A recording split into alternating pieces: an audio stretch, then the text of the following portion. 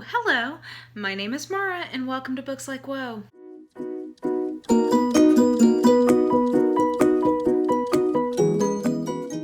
So, we've made it through another quarter of the year, so I think I'm going to call this like my favorite books of quarter 3 or my favorite books of the summer, like whatever. The favorite books for July, August, September, basically is what I'm getting at. There were actually like some real hits in this quarter.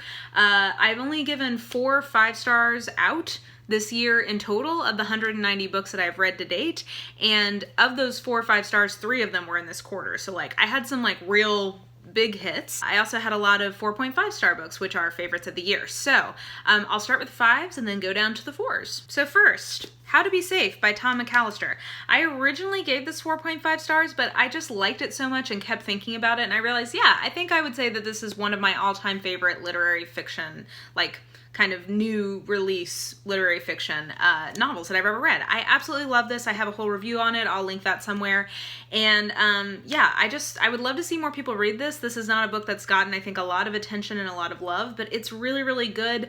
It's about essentially a mass shooting and a teacher who's initially suspected of being involved but is quickly cleared, and how that kind of ruins her life. And this book is thematically essentially about, it's an exploration of the relationship between misogyny and violence, and gun violence in particular.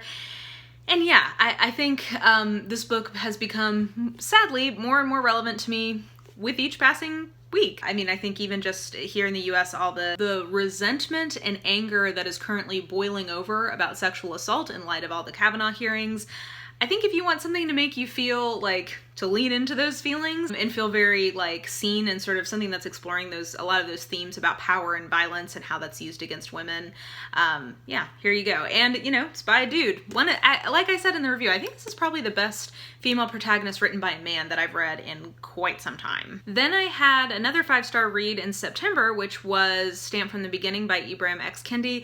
Again, I have a review of that, so I will link that somewhere up in the cards. Basically, I just think that this is sort of like a book that pretty much any American should read. It's something I would recommend to pretty much anyone. And I think that it's really helpful in understanding the relationship between various people and movements over time with respect to racist ideas towards Black people in the US. I think you're able to see like, oh, okay, this person starts this idea for these reasons.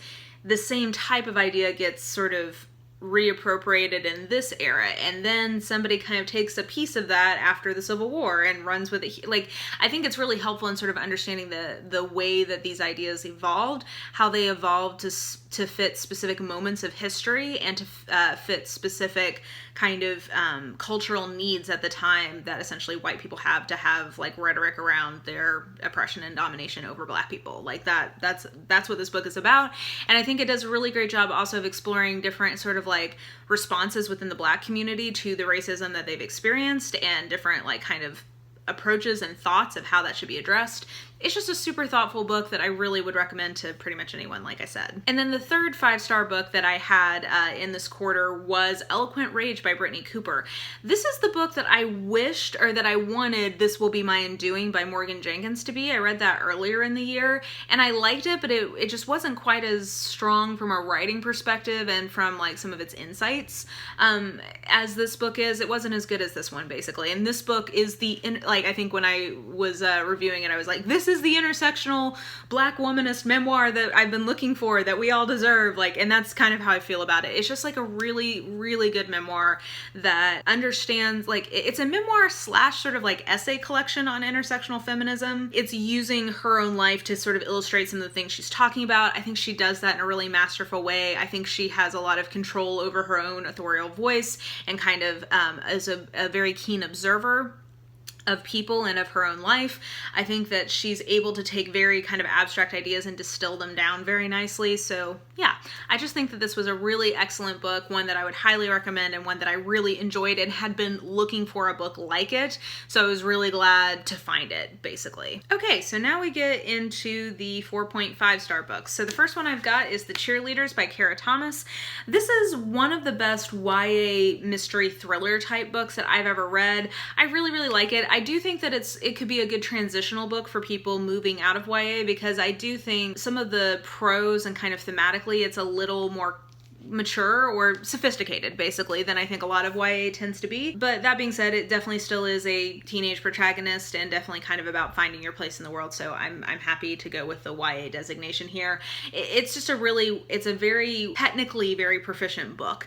It handles the mystery elements really well. It handles different perspectives and timelines really well. It's just a very, very excellent example of YA mystery, one that I would definitely recommend. It's pretty dark, not the darkest I've read. Sadie was the darkest YA mystery I've read in quite some time. I don't even think it is YA. Whatever, you can look at my wrap up in August on that. But all that to say, this is still pretty darn dark, so like do some content warning searching before you dive in. But again, I think I have a review of this. I'm a broken record on that, so I will link that somewhere if I'm able to. But yeah, this was really, really good. And then the Kate Daniels series has finally come to an end for her arc anyway. The 10th book came out in August and it was very good. It was not a 4.5, it was a 4. That was Magic Triumphs. I very much enjoyed it. But this year, or this summer rather, we also got another installment in the kind of Kate Daniels verse, which is starting a new side trilogy, and that was Iron and Magic by Ilona Andrews. And it's the first in the trilogy, as I said, and I'm so excited for it. I wasn't sure what we were gonna get with this. I was a little trepidatious, to be totally honest, because I was definitely here for the project of making Hugh, who is like one of the series' biggest villains, the hero, like he's now our protagonist, and I was definitely here for that project. I wasn't sure if I thought that it would merit 3 books, but after the first one, like, I'm all in. I'm excited to see where this goes, and this is one of my favorite books in the whole Kate Daniels, like, verse. Like, it's one of my favorite ones they've done. So hats off to Ilona Andrews. You keep, like, I don't know why I doubt you. Like, every time I doubt, I'm just proven that you, like, know what you're doing and you are going to give me what I want. So I really enjoyed that, and I enjoyed that was a fun sort of rereading project that I did of the Kate Daniels books and doing all the reviews of them. I know that wasn't everybody's favorite, but it was something I wanted to do, and this is my channel, so I should do what I want to do. But yeah, I really loved Iron and Magic, and I'm pumped for the rest of that trilogy. And then finally, March by John Lewis. This is my last 4.5 star one that I read in this quarter. This is a trio of graphic novels that are essentially an autobiography or a memoir of John Lewis's life during his time as a civil rights activist. John Lewis was probably the youngest of the like very nationally prominent civil rights leaders of the 1960s. Yeah, this is just really well done. The graphic novel piece is handled very nicely, and I think they use it in interesting ways. But yeah, it's very, very good. It's something I would recommend to pretty much anyone to read. Something that I particularly am happy to see is being read in high schools, because I think that would be like a great place for this. And I believe in 2019 he's going to have more of these coming out that are called Run. So March is sort of about his time as a civil rights activist, and then Run, I believe, will be about his career as a representative, as a congressman. I think he's been in Congress since like maybe since I've been alive, basically, like the mid to late 80s. So I'm excited to get to that as well, because this was so great. So yeah, I also have a review of this. I will link that somewhere. I think that will do it for my favorite books of the third quarter of 2018. I like doing these because it's a good way to sort of check in and reiterate some books that are really standouts. I read a lot. I talk to you guys about a lot of books, so I feel like this is a good way to sort of like remind you of what I think is truly the best of breed of what I've read. So yeah, I'm always happy. I like doing these, and I'm excited to have them for the end of the year, because it will help make my all of the lists that I have planned a lot easier. Just so you guys know, I love lists. I love year-end lists, and like I already have plans for like 10 that I want to do. So hope you guys like them too, because I will spend a lot of time wrapping up my year of reading at the end of this year.